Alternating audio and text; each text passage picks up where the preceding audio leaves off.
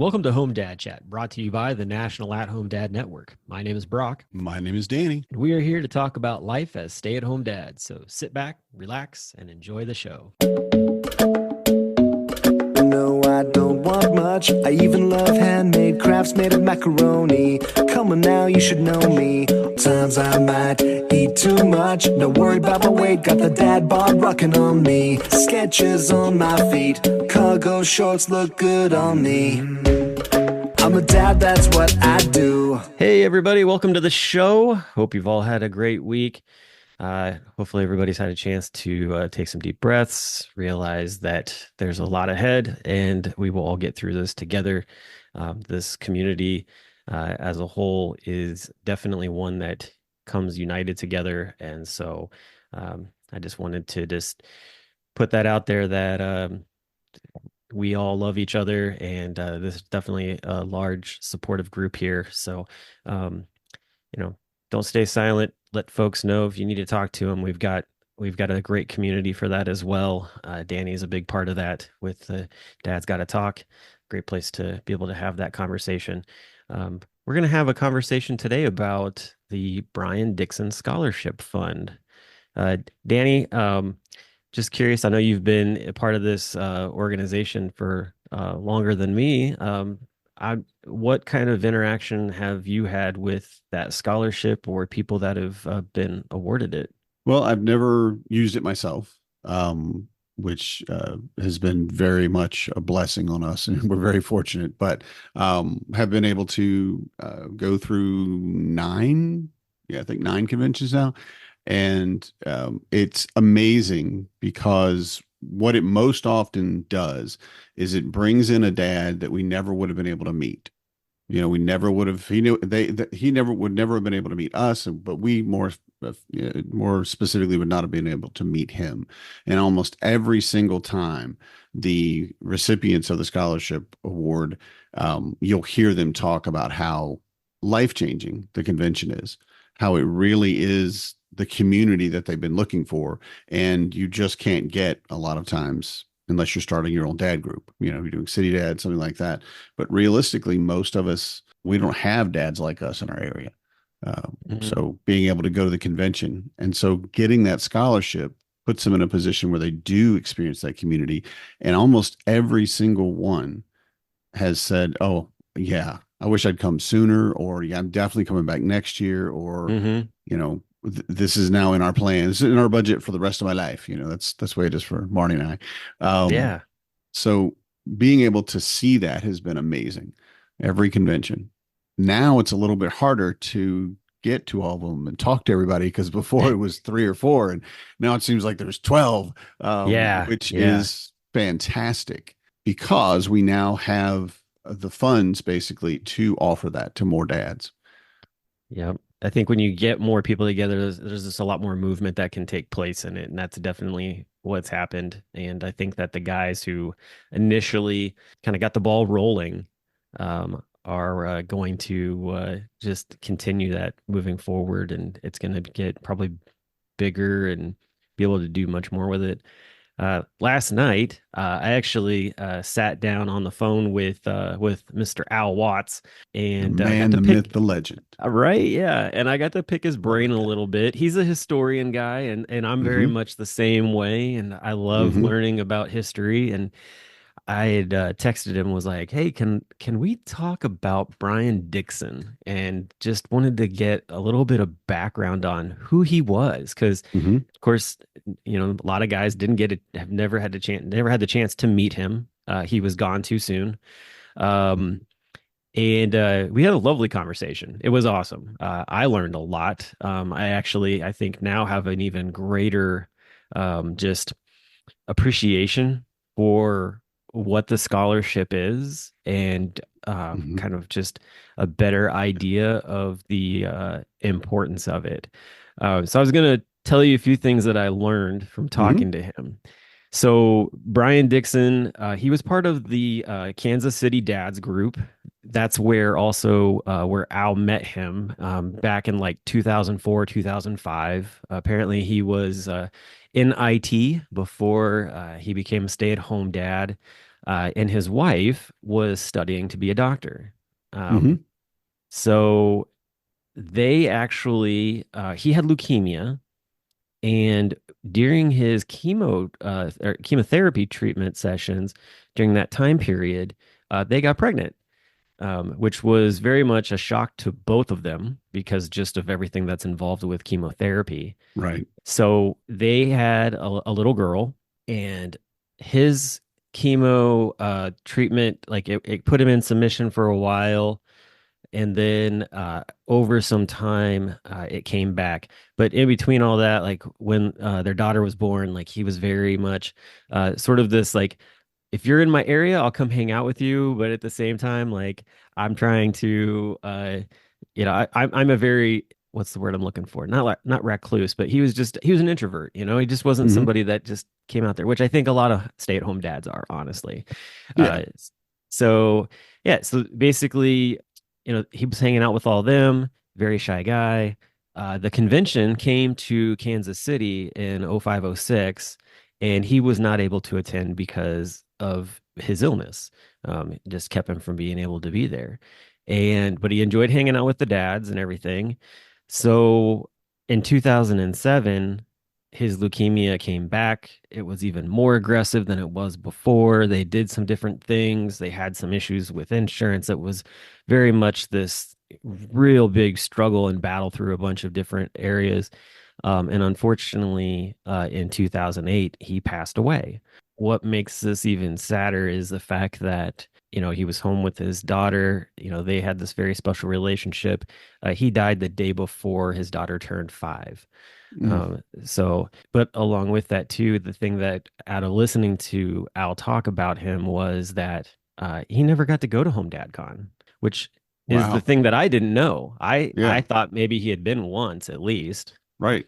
and that wasn't the case because of just the financial burden and just all the things going on illness wise with him. Like he was never able to actually attend the convention, and so it was that time of year when he passed away, like right around a year afterwards, that they actually at that point brought in the idea of the Brian Dickson Memorial Scholarship Fund as a way to symbolize paying it forward to dads. And so that's kind of the basis of who he was. So Al and Hogan Hilling wrote a book a while back called Behaving Dadly, or Dad's Behaving Dadly, actually. Hmm. There's an excerpt that is in the book that actually Brian's wife wrote about him and their time together. But I want to make sure that we get our guests on for the day. So we're gonna pause for a second, get them in here, and then we'll all get to hear the story together and talk about more significance to this memorial scholarship fund, and also to like how that's impacted with the beer share. So we'll be right back. Become a member of the National At Home Dad Network, an organization focused on providing advocacy, community, education, and support, connecting with households where dad is the primary caregiver of the children. We do this through our webinar and podcast series, mental health support groups, regular online social events, as well as our annual convention. The National At Home Dad Network is a 100% volunteer organization. Without the generous support of its members and the community around it, we would not be able to continue the work that we do. Becoming a member gives you access to past convention speaker presentations, the ability to vote for board members annually, and ensures that the organization's fees and bills are in positive standing. Oh yeah, it should not go unmentioned that there is some cool swag headed your way if you decide to become a member. For only $35 a year, your membership provides you with the exclusive content only we can generate, and you'll be supporting an organization that benefits families all around the country and world. By advocating for them, offering them community, providing education and guidance, and supporting them to grow in their parenthood journey. And one last thing, if you contribute $500 or more, you will become a lifetime member. Not only will you receive everything already mentioned, but also a certificate recognizing your status and an exclusive National At Home Dad Network challenge coin with our trademark logo, Dads Don't Babysit. So, what are you waiting for? Become a member today. All right, and we are back. So, like I was saying before the break, I've got a little excerpt here I want to read to you all, and then we'll get into talking to Joe and Paul about the beer share and all the things with the rest of the Memorial Fund. So, Brian's wife, Anita, wrote this back in like 2013, I think. So basically, she says here, there was a time when I had it all. My husband, Brian, who had relapsed leukemia after 2 years of chemotherapy, was recovering slowly but steadily from a stem cell transplant. Our daughter's conception while he was on chemotherapy was a miracle on both of us. I graduated from residency, had her shortly afterwards, and started my new job when she was only 8 weeks old. And we had no family nearby, but a steady stream of relatives from both sides visited frequently and helped us through a very rough transition year. I envied my husband staying home with our daughter every day while I went to work. When he was strong enough and the last of our family had flown the coop, we decided this arrangement worked for us. So raising her was the most important task we had. I watched both of them blossom my husband into a more patient version of himself, kind but firm. When we were new parents meeting others for the first time and they asked what he did, my husband would reply a Unix administrator, which is what his last job was before the relapse and stem cell transplants caused him to abruptly change his plans. After he and our daughter became regulars in the local at-home dad play group, Brian replied to the same question with pride, some chest puffing and a twinkle in his eye that he was an at-home dad. Conventional wisdom says we usually don't appreciate what we have while we have it. When I was diagnosed with breast cancer and had to endure chemotherapy, which didn't measure up to a fifth of what Brian had endured, Brian knew without asking how I felt and what I was thinking. He used to describe going through his stem cell transplant as fighting a gigantic man-eating monster, being eaten up alive, chewed up, and spit out again. It sounded cliche, but comparably pale experience allowed me to truly appreciate the difficulty of what he had been through. Brian also had the endurance of a saint and complained little about the side effects of his treatment. One of the long-term effects of high-dose steroids received before his transplant was avascular necrosis of the hips. The normal ball shape of his hip joints lost circulation and flattened, making his hips literally square pegs and round sockets. He limped a little when he walked and winced if he had to clamber down to the floor to play with us, but otherwise grumbled very little. When he relapsed again, right before his 32nd birthday, he went back into the hospital with the same matter-of-fact approach he always did to treatments, as if to say, tell me what I have to do so I can get back to my life. Our daughter was 3 years old at the time and loved stuffed animals. Brian would use her stuffed animals as puppets and entertain her with voices that sound like a cross between Donald Duck and Yoda. She and I wandered into a toy store one day and decided to pick up a stuffed version of Squirt, the kid turtle from Finding Nemo, for Brian's birthday, so that he would have his Squirt with him, even if they were separated while he was in the hospital. Brian's parenting style was akin to Crush's Squirt's dad. He was calm and gentle, laid back, and constraint to my type A personality. I am convinced our daughter's nature, both gentle and adventurous, is a direct product of my husband's influence. She is turning out to be far better than if her neurotic, paranoid mother had been her early primary care instead. We went through a rough, scary patch of touch and go for 2 weeks, during which Brian drifted in and out of consciousness and we almost lost him. I knew he was back when his sense of humor returned. I came to visit him after work one day, and he was sitting up, almost bright-eyed as normal. Where's Squirt? He asked. You don't remember? He had indeed no memory of the lapse of time. He was just as well because it was horrible. Brian was in pain, angry and shouting. He had vomit all over Squirt on a particular bad day, so Squirt had gone home to swim in several hot wash cycles. Our toddler found Squirt on the drying rack and decided Squirt belonged to her until Daddy needed him back. Squirt went back to the hospital to keep Brian company the rest of the week until he came home. It took several months for everything to fall into place so Brian could receive a second stem cell transplant. He sent our princess to my mother's for 2 months while I lived with Brian at the hospital. His parents took over for me after that so I could go back to work, but it meant our daughter and I only saw him a couple weekends at that summer. 9 months later, when he had recovered some strength, we planned to take our princess to see the real ones at Disney World. The nurse at his doctor's office asked, who said you could go to Disney World?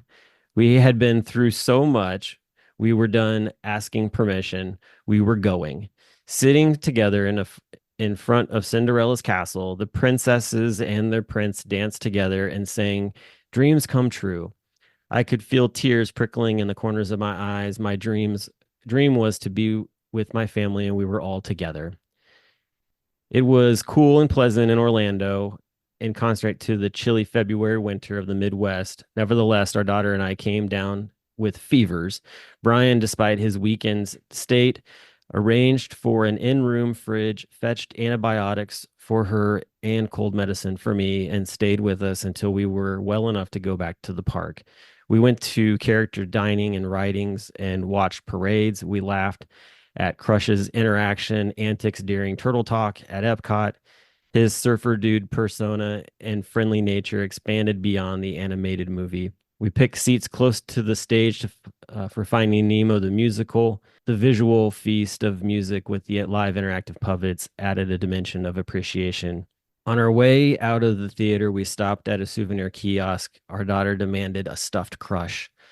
Why do you need another stuffed animal? I asked, thinking of the last 50 other stuffed animals in her bedroom at home and the Minnie, Mickey, Donald Duck, and Daisy we had bought her all along already on the trip.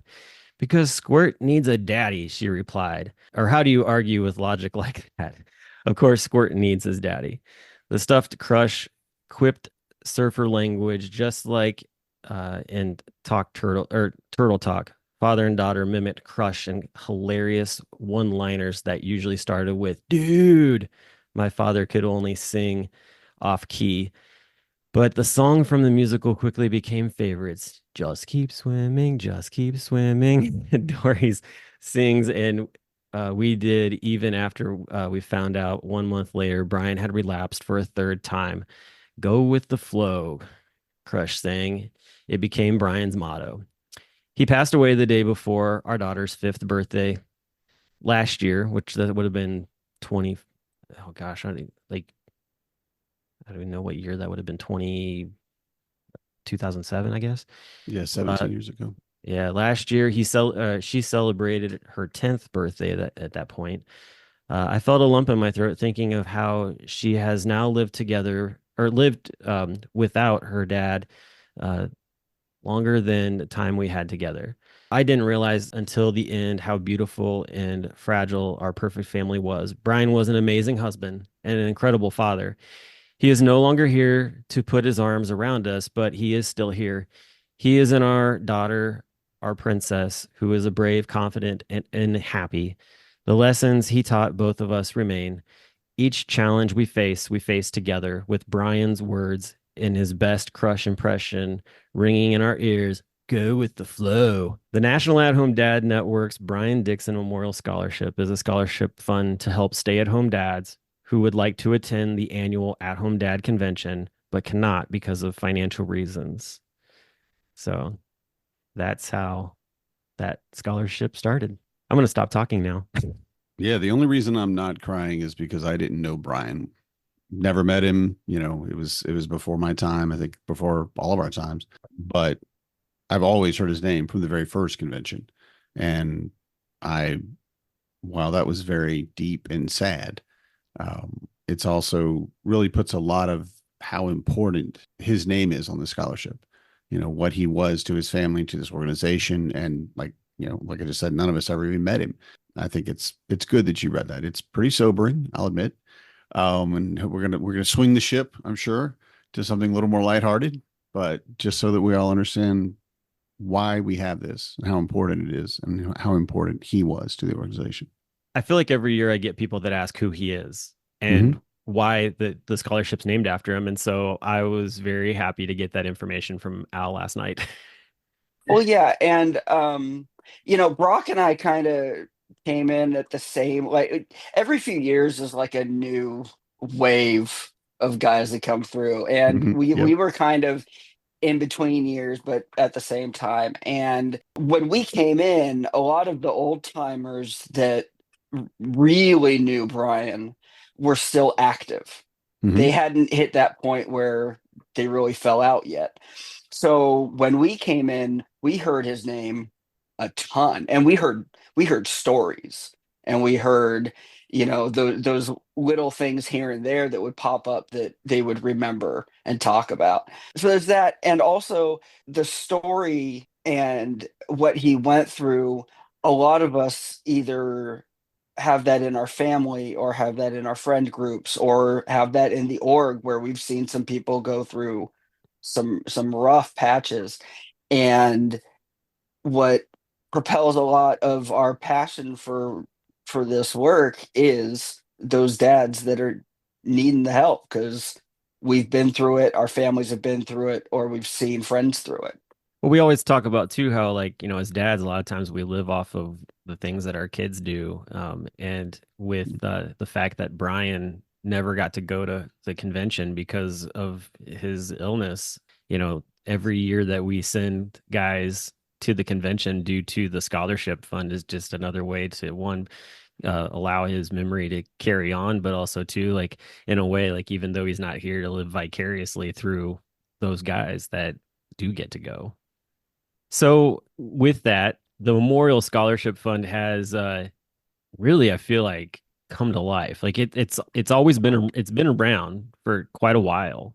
And it's always been one of those things where a portion of like the dads don't babysit shirt. There was a portion of money that came out of that and went into the scholarship fund. If you bought a ticket, there was a portion that went in, but it was always just sort of like these little like $5 here, $5 there kind of deal. And, we'd have a little bit of money to take and send a few guys to go to the convention. But just within the past few years, like it has exploded. A lot of it's due to what you guys have been working on. And so we wanted to talk with you guys about that. And then also too, like just everything that took place this year with the convention because it was magic. I mean, we had lightning in a bottle years ago at the Minnesota when we did the ketchup mustard. Yeah, Minneapolis. that Yeah. was that was definitely lightning in a bottle for sure. And I feel like that was sort of like almost a beginning role to everything. But talk a little bit about like why it is you guys wanted to basically like kind of get involved in this committee of the beer share that's also connected with the scholarship fund. Well, I mean, I don't know. Joe can speak to this too, I suppose. But when we started in Cincinnati randomly getting $350, Joe messaged me, I don't know, like a week later. And I think it was a week, 2 weeks later, it was like, do we want to do this officially, make money for the convention or for the scholarship fund? And it was like a no-brainer. I don't know where his mind was at, but it was like, yes, let's do this. Let's start making money for the scholarship fund. Let's build this thing up. Let's get as many guys to conventions as possible. I don't know. Cincinnati was my first convention, so I don't know how many guys were going on scholarship to each convention before that. But being able to see now where we got 10 guys at minimum, I mean, I think it was like 10 this year going on scholarship and still having a big bulk of money in that account and then building it up again this year. It feels really good to be able to help all these people. I don't know. I'm getting the fact that you remember that, that conversation, like I'm getting chills from it because I don't have any background in fundraising. I don't have any background in going to fundraisers. Like I don't know anything, but that, I had been to multiple conventions before that happened, and I could feel that like momentum that this could be something, and maybe we send two guys. Maybe we have enough, to help two people get convention tickets. It's something. And also for me, and I know I've talked on here before about it, like I very quickly felt that excitement for giving back because I had been on that scholarship before. And and so I understand when we get guys that are like, what can I bring? How can I help? Like I'm on scholarship you sent me. I feel bad. We hear that sometimes. And I get that feeling because I had that feeling. Like, what are people gonna think, and how can I give back and help? Don't get me wrong, people that are listening, you don't need to do this. This is how Paul and I are contributing.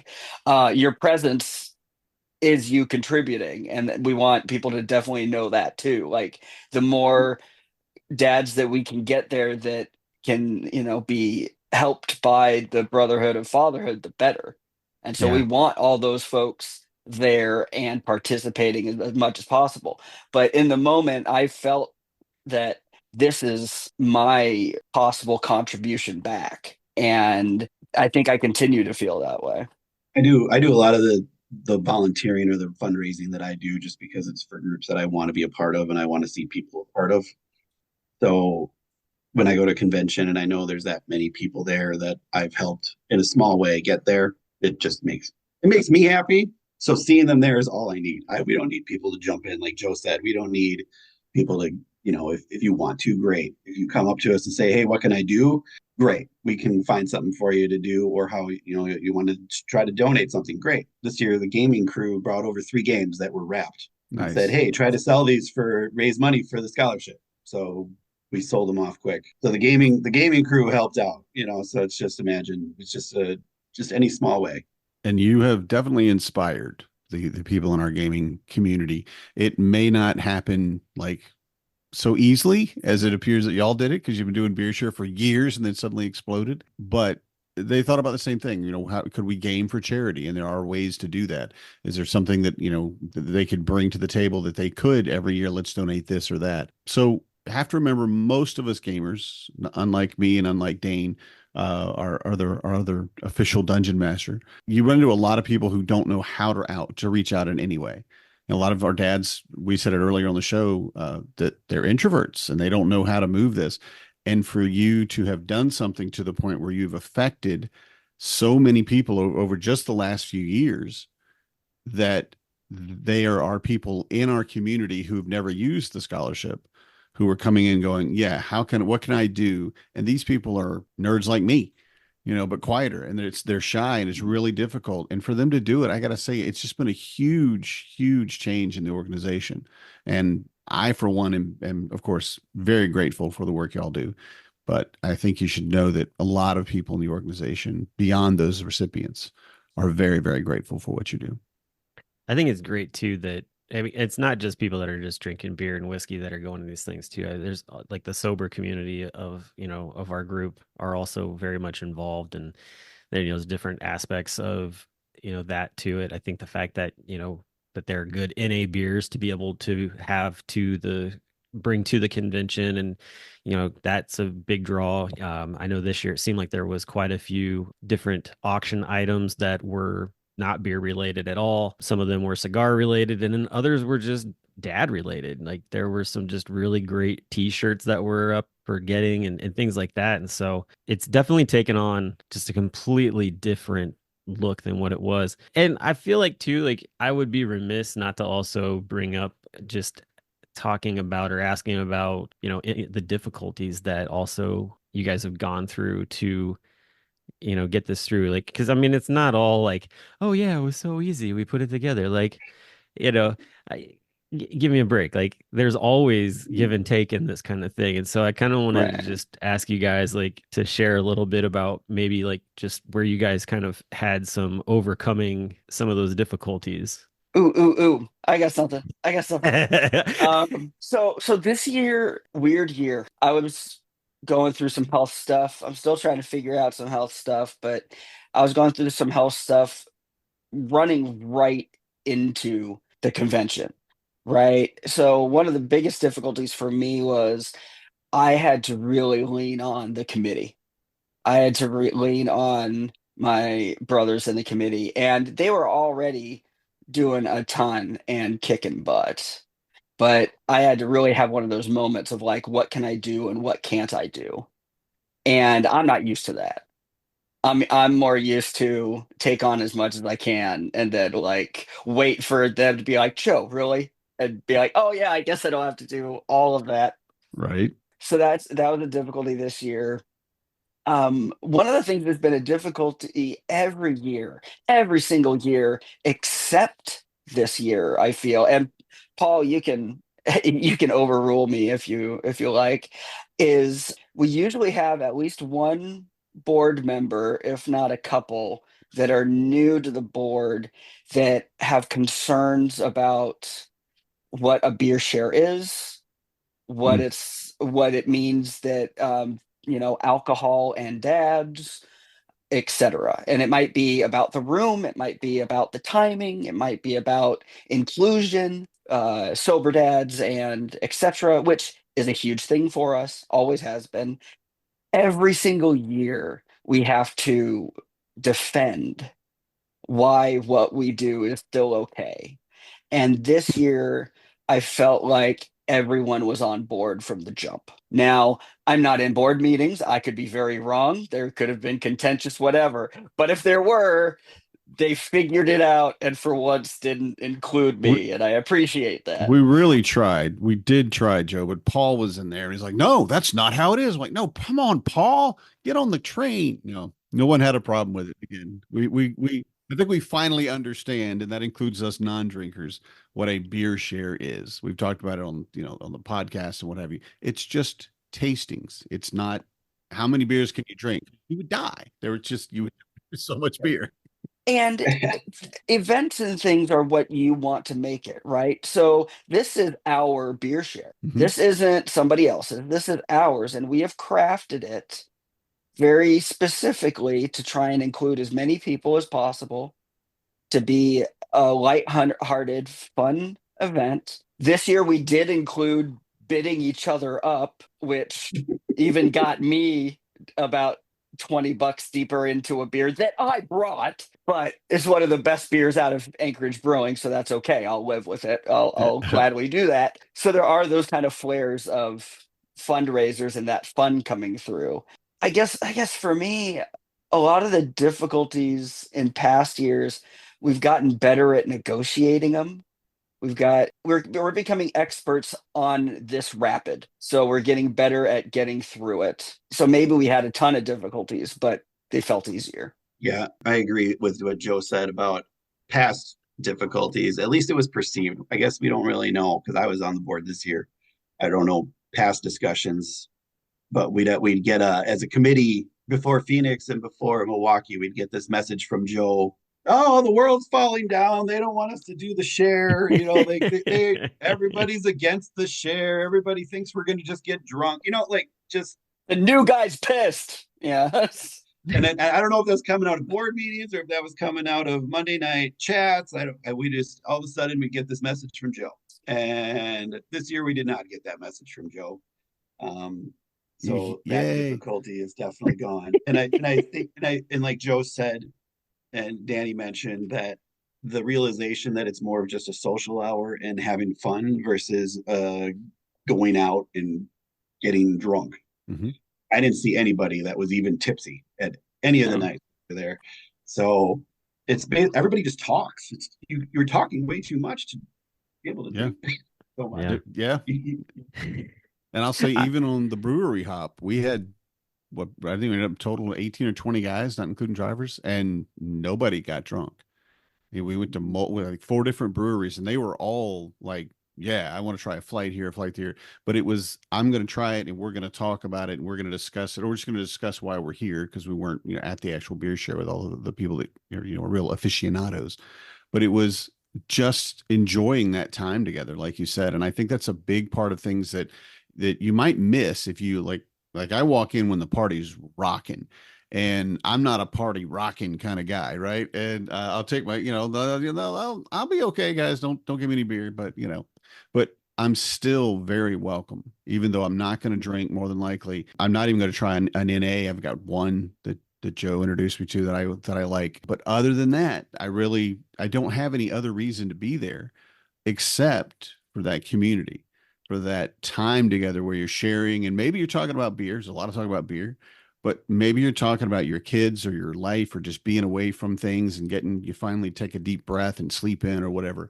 And that community that we've got, I feel, as an organization at the convention, and then absolutely at the beer share is probably for me the most, for lack of a better word, beautiful thing about the beer share. Well, and that's what it was before it was a fundraiser too, right? Like Mhm. when I started Portland and got invited to the share, right? Like where it was just if you knew, you knew type thing. I don't even think my first was Portland. I think my first was Orlando with Brock. Even then, like, yeah, it was, you had to be pretty dang snobbish and you had to know your stuff. But we were there talking about our lives. We were talking, we were talking about being fathers and what that meant and going, it went late night and some difficult conversations and some fun conversations and some hilarious stuff. But there were also people too that came by would also be like, "Oh, what's this?" And we Oh would yeah, no, always and it just was, like, "Come on in." Like there was yeah, no, never a you can't come in. So there's never been a beer share, fundraiser or not, that didn't have enough beer. Like that has never happened. That's true. Um, but what I'm getting at is that those that had done it before it was a fundraiser, we knew what it was. So opening it up, making it huge, trying to get everybody a part of it, it felt like for years we had to prove that. We had to prove that concept of what we already knew it was, which was a social time for dads to join together and have that fun that you want to have when you're away from family in a safe and loving Mhm. environment, so you're not overdoing it and making bad choices, or what I did in college, which was me depressed in the corner with a bottle of Jaeger.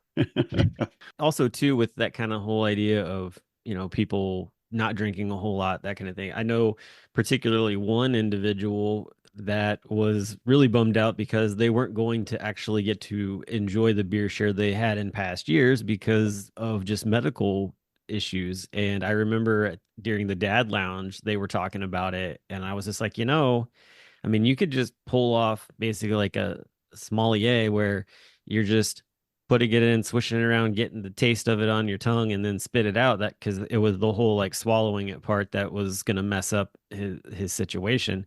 And he was like, I'll have to think about that. And then when I came to the beer share the first night, he come walking up to me and he was like, "Thank you for that suggestion. Like this is working out great." And I'm like, "Awesome. Like I'm so glad that you're able to still enjoy, coming to the beer share and getting to at least taste, the different beers." So that was pretty Yeah, exciting. I had two beers the entire 3 nights. I had two beers, two tastes, not even full. So if the dude who is so full of himself, he likes to call himself the chairman of the beers. Yes, that is what I like to call myself. When I do outreach for donations, I put it down as my title. I had two like taster glasses of beer. So if I can do that, then for darn sure you can come and have a blast and be a part of everything Mhm. and not drink, because And that is not the focus. and you used the word earlier, support, which I think is a huge part of our organization as well. In that you do go to, you're going to go to somebody's, it's not going to be their room anymore, but the way that we used to it, go to somebody's room and drink beers. Okay, sure. But we're not there again to get faced. And if we see somebody getting a little too much, we'll support them. Now, I will say for my part, I've supported people by helping them to stop drinking for the night. And I've supported other people by helping them drink more and then getting them back to bed, right? It just was the way the night went sometimes. And that's what you do. But it is that place where everybody in this room has got my back. Yeah. Everybody in this room will help me if I do drink too much, because sometimes we just do. We just get to a point we want to just let everything go, and we need to blank out or whatever, and just laugh and giggle all night. Cool. These guys will get me back to my room. This is my roommate, or this is just somebody that'll just one of the other guys that'll help me. And that support is a huge part again of the framework of our community. My first night, first con in Portland, in the hotel bar, just way too much, going through it, rough time. president of the org at the time, Chris Routley, sitting there for like another hour talking me through all my emotions. Like, so not only does the org have a history of this, I personally have a history of this, Yeah. of being that dad that needed that support. I wasn't on scholarship. My parent paid for me to go. Like, I was in a rough spot, Yeah. and I had the person at the top of the rung at the time sit there with me for like an hour or something with his wife waiting, talking me through stuff. Yeah. So it's definitely a tradition of support. Well, hey, Paul, so talking about support, lots of people have contributed in different ways. Like we've already talked about the beer side of things, but the auctions and just the money raising that took place in that. Talk about that. Like, because you guys, you pivoted to online for like a pre-sale of things, and then there's in-person stuff. Like, but just give everybody an idea of what that's taken, where that's gone, and just where things are, because like the what you guys brought in this year is really mind blowing to me. I think the big thing is that there are people that want to donate items to us because they know our cause. So Melissa Davidson is a big example. She spoke last year in Milwaukee as a keynote. She saw what we were doing and the beer share and said, "Hey, this is what I want to donate." We auctioned those off last year, made a lot of money, and I And what reached was out in that the exactly? spring. Let people know what that Oh, was. she donated sessions for gentle parenting. I don't remember exactly what it was. Counseling sessions for you or you and your spouse to help you guide you through being a better parent. So we ended up selling two of those last year in the auction. I reached out in the spring and I was like, "Hey, would you want to donate that again?" And she's like, "I don't know what I'm not going to be there speaking, so I don't know what people are going to be like hyped up for it." We raised $250 in 5 minutes, with her, Nice. and that's a huge big bump, right? Kiba, he's painting these beautiful paintings out on the terrace at the convention. He sees what we're doing and he's like, "I want to give you one." So we quick auction off. What do we make? 350 on that painting? Mm-hmm. Like, Yep. so and being able to grab these big items that aren't beer related, like the Lego man. Now, how much Mm-hmm. money did we make on the Lego guy Yeah. this year? You know, I don't know how much those things cost. I don't remember what it said, but we probably combined between the FOA fund and the beer share, we probably made $1,500, maybe Mm-hmm. $1,200 there on that little guy. Like Yeah. that, it's just like a little Lego man. Just getting these non beer related items from people that know what we're doing and appreciate what we do, I think really helps. Yeah, no, that's awesome. And so with that, like, so you guys had the online stuff. I thought it was really cool too this year. JB Craft won the bottle of Weller, and Yeah. he wasn't going to make it to the convention, and was just like, Mhm. hey, like, open it up and toast to fatherhood and that kind of thing, and just enjoy it. And that was just really cool. That was neat to be in the room for that, and it kind of gives me goosebumps actually thinking about it right now, because it was just such a really just special like thing to be able Right. to do that. The funny thing about that bottle, I won that bottle in a free raffle on BRTC Facebook group, and Nice. I was like, well, I don't need this bottle. I already have a bottle of Weller Special Reserve. I had a 1.75. I'll just donate it to the auction, like. And then it got up to Nice. $100. I'm like, geez, Louise. And then he doesn't Yeah, even want it. He didn't even want the right. bottle. That was, it's And like, and by and the I, way, that was one of my drinks too. There you go. I had to for that. I had to for that. yeah, There you yeah. go, definitely. But then, and then our like silly auction items we had two silly auction items that we raised, I don't know, $100 on. Dinner with Brian Frampton. Like it was the free dinner that the convention was putting on. Yeah. All you got to do was sit with Sit Brian with for Brian, dinner. It was kind of it which was was kind of a joke. beautiful. Yeah, but it was beautiful. I love it. I'm like, this guy Yeah, has guts, let's say. He's got, yeah. yeah, How do you sit with yeah, your legs crossed, dude? You got some, yeah. You come have dinner yeah. with It me. was it. Just at the convention. Yeah, just right here at the table. You just get to sit. I was like chef's kiss. That was Yeah, perfect. For the beer share committee, really the fun of that was brainstorming what people were going to get to do with or to or alongside Brian. That was hours of fun texting back and forth, I will assure you. Yeah, I can only imagine what ideas you guys came up with on that one. At the end of the night, because we're getting close to the end of the Yeah. end of this episode. So at the end of the third night, things are really starting to wind down, but at the same time, really ramp up because of just where things were amount wise. Which, by the way, Paul, your beard's coming in nicely. So what transpired at the end? Like, because there was a lot that kind of went on in just like 30 minutes, basically.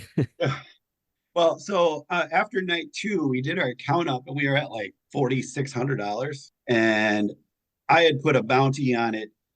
As people know, Joe has generally raised money by drinking pumpkin beer. True. Joe is Whoa.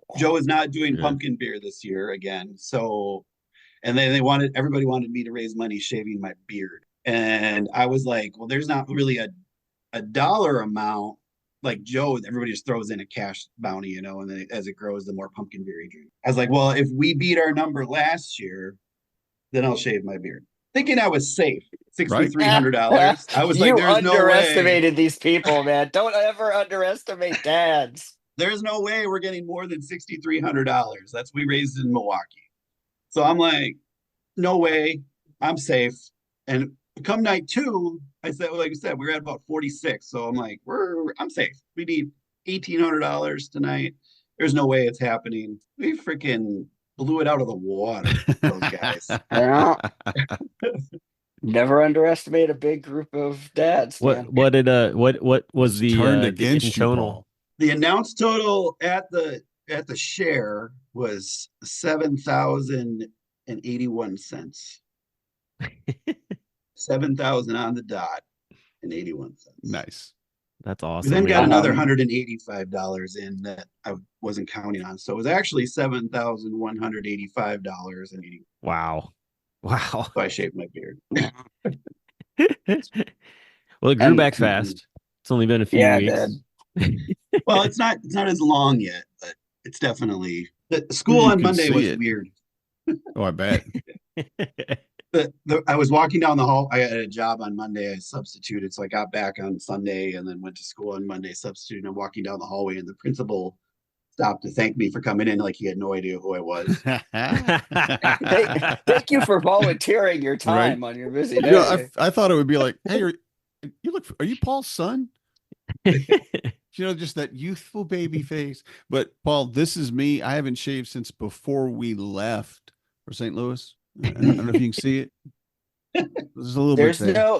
there's no there. beard Yeah. shaming here. See this? There's no beard shaming here. All this coming in. That's it. So yeah, when you shaved yours off, I'm like, or you've just suggested it. I was like, God, man, how long is it going to take? 3 weeks, I guess. Nice job, Paul. Yeah, 2.5 weeks, I guess. So. The other thing is how the kids responded and your wife for that matter, like, because that's usually the thing that most of us see online is the reaction to that. What was that like for you? Well, I prepped my wife before the convention. I said, well, we raised $2,000 on the online auction, so we're only $4,400 away from getting that $6,400 goal. So I might be shaving my beard. And so she was prepared. So then on Saturday night, after I did it, I sent her a picture and I was like, bounty face, we raised $7,000 with no beard. No beard. Yeah. So she was prepared. So then when I walked in the house, she was filming the kids. And I walked around the corner and both my kids were like, who is that? Dad? Like they were super confused. It was so funny. That's awesome. Your dogs are like, I refuse to come up to you right now. Well, it's funny. My puppy has been biting my beard so every time we snuggle, she like bites my beard. Mhm. And so now there's nothing there to bite. Well, guys, I really appreciate you coming on the show and sharing about what's been going on with the beer share. I think that, the fact that there's over $7,000 in the fund is going to be just amazing for seeing just how many dads we can get to go to San Antonio. There's $7,000 more dollars. More. That's what I mean. Yeah. there's actually from as the treasurer of the National At Home Dad Network, after we get Brian Frampton's transfer from the Venmo that everybody's doing, we're going to be over 11,000. Oh, wow. Okay. And I think that for me, that is how I'm measuring our success now. It used to be like, let's beat last year. Let's beat last year. Like there's this huge push to beat last year. And that's getting more and more difficult. So now what is successful? That that it's funded, the scholarship is funded so that dads that need to go can go. Like that's success for me. Yeah, definitely. I think even too, like, raising the amount that was spent to get dads there, because I don't think that really the whole amount that's in that fund will ever be like fully like spent out just because of just the physical responsibility of how that all works out. But if it happens to do that, then great. But I think that's another part of it, is just the fact that you guys have such a great push. Like it allows for the replenishment of what is being spent. So Yeah, and before you wrap us up, I just want to say, like, since Paul's on here too, two things. One, especially this year with stuff I was dealing with, if it wasn't for the committee, like, this is truly a committee effort to get all this stuff going, and we lean on each other through the year, and we work out stuff together, and it has become an amazing family within the family for me. and who's all on the committee, real quick, too? Who's on the committee? It's you two and who else? Oh, just us two. I'm just just us, using it just as us. just us. Just us. No, Joe, no, we No, got no, no, no, to no. say, Great. Now I'm gonna Brian, I know I'm getting messages from one particular committee person that listens to this podcast. Well, Who we so have not named yet, and we should have, but yeah, there's committee and then there's volunteers. We won't go through the whole volunteer list because my memory isn't that good. But we've got Eric, we've got Josh, we've got Quetzal, and I'm missing one because I'm Jake blanking. Rogers. Brian, No, Brian. Brian. We're talking committee, not Okay. volunteers. Because volunteers, we also have people that hop in and hop out. We've got a ton of. It's a big old thing. But so there's 6 of us in the committee as of now. And then, but the other thing I wanted to say too is this also isn't possible if it weren't for all of the members that show up and do participate and talk us up through the entire con and let those folks know that might be apprehensive that it is a safe place to be, a fun place to be. You go and you're gonna see a little bit of everybody there, Yep. and that's huge for us. Well, guys, thank you so much. Like I said, it's been great talking to you. Thank you to your committee for all the hard work that you do. And also thank you to all the volunteers who step up and help out as well. Because without volunteers, things don't run as smoothly. So it's always great to have them. And, this organization is always looking for volunteers. So as we've always said before, if you want to volunteer, get a hold of Dale Van Valera. He's the guy. He's the one that'll get you connected in that area. So until next week, we will talk to you later. good night, everybody. I'm a dad, that's what I do.